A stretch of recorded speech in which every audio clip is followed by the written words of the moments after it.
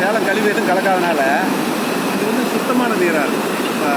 திரும்ப சேர்வராயன் மலையிலேருந்து வரனா தண்ணி வந்து கலராக வருது, மற்றபடிக்கு நல்லா சுத்தமான நீராக வரும். இங்கே வந்து சாக்கடை எதுவும் கலக்கிறது கிடையாதுங்க, சுத்தமாக இருக்கும்.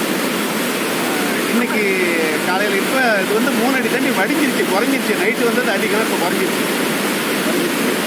தைலானம் திருமணி முத்தாறு.